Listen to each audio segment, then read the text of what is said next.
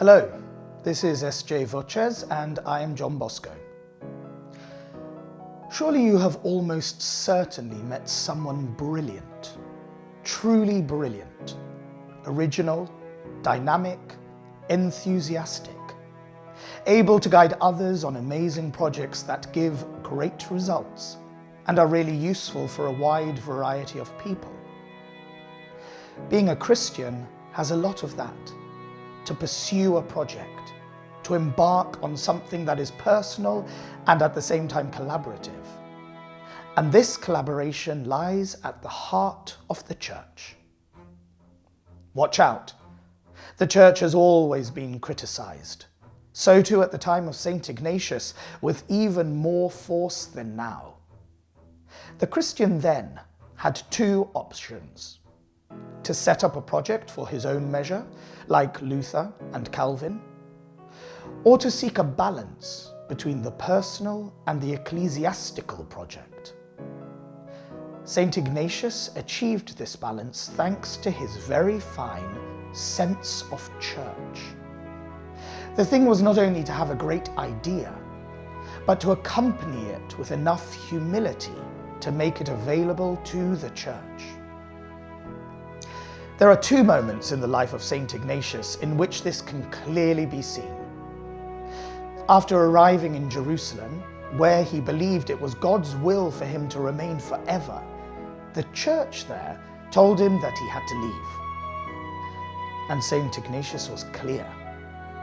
If what I believe as God's will is against the church, then it is not God's will. And he went back to Europe. St. Ignatius had seen the Spirit of God in his life, in his personal inspirations in Loyola, in Manresa, but he had no problem with authority, and in recognizing that that Spirit was also in others, in the church.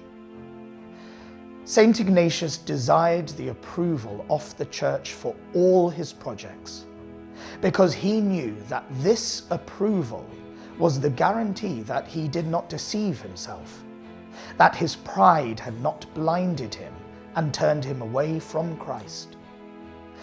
It was the way to not fall into the traps of seeking oneself, but only to fulfill the will of God. In Paris, since the first Jesuits did not know if their desire to go to Jerusalem would go ahead or not, what could they do? They could address the Pope in Rome. They knew that they would hear God's will for them from his lips. So then, for Ignatius, could one follow Christ without the church? Well, the short answer is no, you couldn't. Or at least, he could not say that he completely loved Christ, that he was with him fully, 100%, and then not love or listen to the one he wanted as a continuation of his mission in this world. The church is the bride of Christ. She may have wrinkles and pimples. Sometimes age plays bad tricks on her. Sometimes she's not wearing makeup, or she's tired from the routine of the day. But she remains the bride of Christ. Everything we desire from Christ, we receive from the church. Outside of it, if we marry our religious history to our personal success story, we run the risk of not following Christ, but following ourselves.